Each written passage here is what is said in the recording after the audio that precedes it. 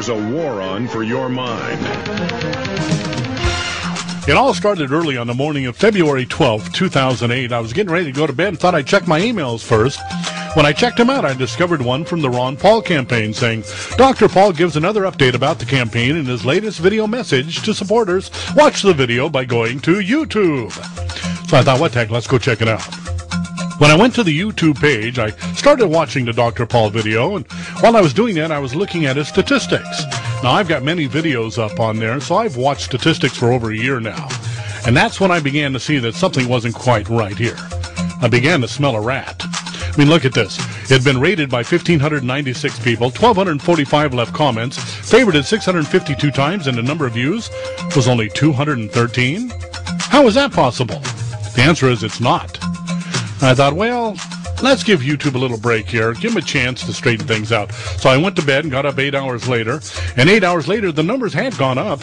It had been rated by 4,229 people, 3,446 left comments, favorited 1,798 times, but the number of views was still only 213.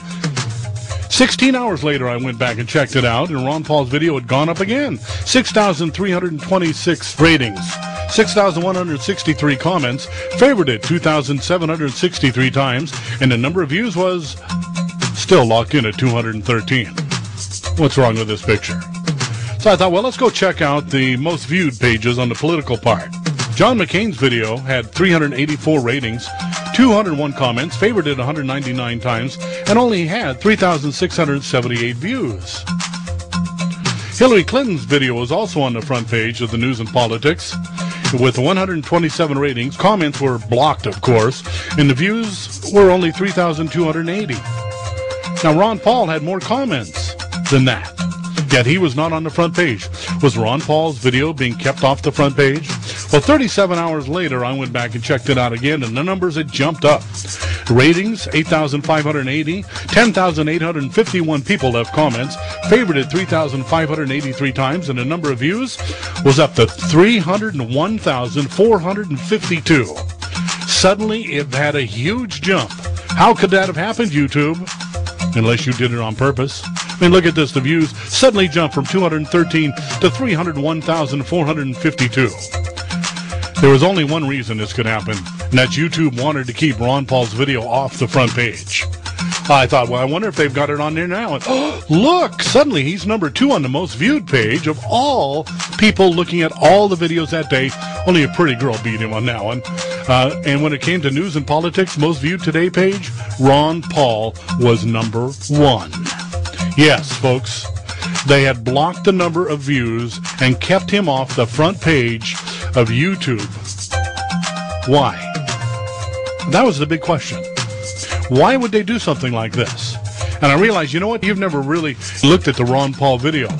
So I said, let's go check it out. And it's when I looked at the video, I realized why they were blocking it. And you will too. Watch this. I have to be very positive about what we have achieved in this year, far beyond all my expectations and far beyond the expectations of most of those individuals in the media who wrote us off rather quickly. One reason why we shouldn't write this campaign off is we haven't had a convention, and surprises do occur, and with Romney dropping out, all of a sudden things change. So we don't know what will happen. There may be a lot of information on the other 2 candidates that will come out that will alter this election completely and totally.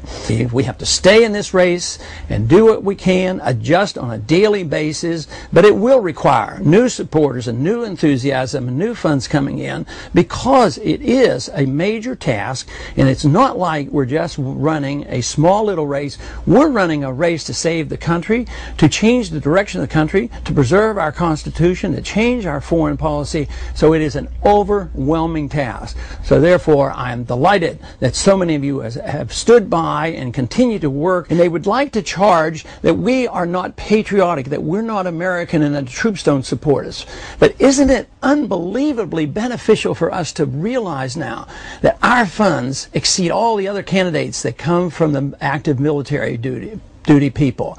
We get more money from active military people than all the other candidates, all the Democrats and all the Republicans, which tell us that we're on the right track. We're supporting the troops because we support the Constitution. How can we expect our troops to go and risk their lives defending the Constitution and then go to war under UN resolutions? So this is a powerful message. It's intertwined with our finances because we're spending nearly $1 trillion a year overseas to finance this world empire.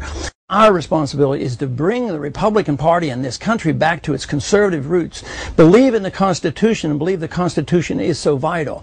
If we do that, this country can reverse its course. If we don't, the middle class is going to be wiped out, we're going to have runaway inflation, and this war will be endless. And one of the projects I have been working on in my mind and in my head that I want to share with you, because I think we're at this point where we have to do something major. We know the shortcomings of dealing with the major media. Yes, I think we've had a decent shake because we at least got into the debates. They could have prevented it. We didn't get the even amount of time. And of course, we never got a fair amount of time on the evening network. But we still had enough time for people to look us up and go to the internet and actually kick off the campaign. But there's another thing that I think we ought to do. We ought to make a grand display. We ought to have a true march to show what our numbers are. And this is risky. Just as it was rather risky for us to put right on our website as the dollars were coming in, because if the dollars had not come in, we would have had to do what those other candidates did when they pretended they were going to have a money bomb, and they had to remove it rather quickly. But we didn't, because you fulfilled, the requirement and the dedication, and the money came in and it became exciting in a game, and the media noticed it. But a march on Washington could do the same thing. It could be very, very valuable. It could send a powerful message where the media can't ignore us. So I am at a point where I think we have to make a grand stand. We have to stand firm and see where the numbers are and be counted and see if the remnant is there and see how big it is. We can never count the remnant, but we can certainly energize those who have been identified already. So for me, I'm sort of getting excited about this because I have talked with others and they say this is a great idea.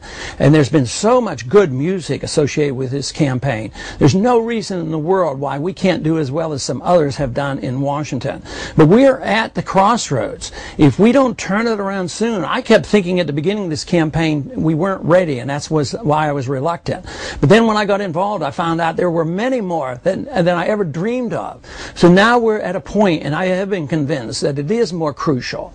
But we have to realize exactly where we stand in this particular campaign and at the convention. But it doesn't mean that our voices won't be heard. And if we do this right, and if we really have a grand rally and a grand march, and then there are question marks left with our nominees or potential nominees in September for the convention, then they will know that we can't be ignored.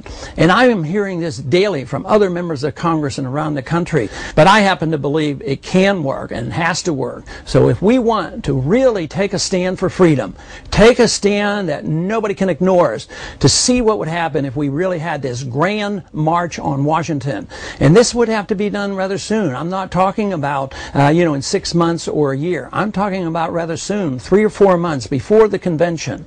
So hopefully we can put this all together, and hopefully I can get the enthusiasm from all of you, just as you have given enthusiastic support for this campaign already, both in the volunteer work as well as the fundraising end.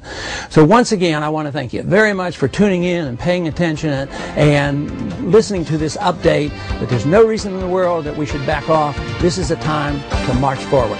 Thank you for listening.